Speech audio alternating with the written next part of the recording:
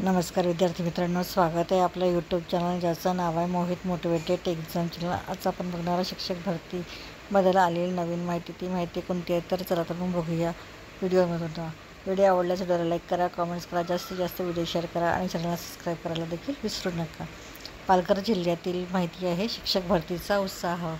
पालघर गेल्या वर्षभरापासून प्रलंबित असलेल्या स्थानिक कंत्राटी शिक्षक भरतीचा प्रश्न अखेर मार्गी लागला आहे। या निर्णयामुळे अनेक युवकांना रोजगाराची संधी उपलब्ध झाल्यामुळे उत्साहाचे वातावरण पसरले आहे। तसेच स्थानिक शिक्षकांना त्यांच्या गावातच रोजगार मिळाल्याने शिक्षणाच्या दर्जाचा वाढ होण्याची अपेक्षा व्यक्त केली जात आहे। वर्षभरापासून प्रलंबित असलेल्या स्थानिक कंत्राटी शिक्षक भरतीचा प्रश्न अखेर मार्गी लागला असून या भरती प्रक्रियेमुळे स्थानिकांमध्ये उत्साह दिसून येत आहे। 1ली ते 8वीमधील भाषा, समाजशास्त्र, विज्ञान, गणिते हे विषय शिकविणाऱ्या शिक्षकांची भरती करण्यात आली असून शिक्षकांच्या पसंतीच्या ठिकाणी त्यांना नियुक्ती देण्यात आली आहे। त्यामुळे जिल्ह्यातील अनेक शिक्षक व शिक्षणप्रेमी नागरिकांमध्ये समाधान व्यक्त करण्यात येत आहे। ही भरती केवळ रोजगाराची संधी नाही तर शिक्षणाच्या गुणवत्तेसाठी टाकलेले एक महत्त्वाचे पाऊल आहे।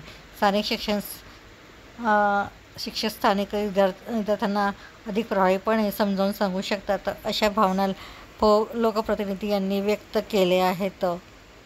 पालघर जिल्ह्याचे पालकमंत्री गणेश नाईक यांच्या मार्गदर्शनाखाली ही प्रक्रिया राबविण्यात आली असून या भरती प्रक्रियेसाठी जिल्ह्यातील सर्व लोकप्रतिनिधी आणि जिल्हा परिषदेचे माजी पदाधिकारी यांचे विशेष योगदान राहिले असल्याचे देखील मुख्य कार्यकारी अधिकारी मनोज रानडे यांनी सांगितले आहे। विशेषतः 1ली ते 5वीसाठी गणित, भाषा आणि समाजशास्त्र या विषयांवर शिकवणाऱ्या शिक्षकांची भरती झाल्याने स्थानिक प्राथमिक शिक्षण व्यवस्था अधिक सक्षम होणार आहे। गावातच सारे शिक्षकांना रोजगार मिळाल्याने शैक्षणिक दर्जा उंचावण्याची अपेक्षा 1ली ते 5वीसाठी भरती झाल्याने प्राथमिक शिक्षण सक्षम होण्याची आशा बळावत आहे। ठाणेकरांची जिल्ह्याला वापसी। भरती प्रक्रियेनंतर आणखी एक महत्त्वाचा निर्णय घेण्यात आला, तो म्हणजे जिल्हा विभाजनानंतर ठाणे जिल्ह्यातून पालघर येथे कार्यरत असलेल्या विपरीत शिक्षकांना पुन्हा त्यांच्या मूळ जिल्ह्यात म्हणजेच ठाणे जिल्हा परिषदमध्ये परत पाठविण्यात आले आहे।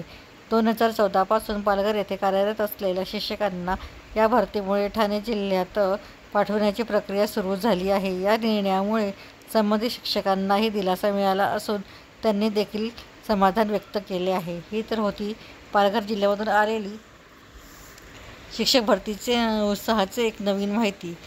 व्हिडिओ आवडल्यास व्हिडिओला लाईक करा, कमेंट्स करा, जास्तीत जास्त व्हिडिओ शेअर करा आणि चॅनलला सबस्क्राईब करायला विसरू नका।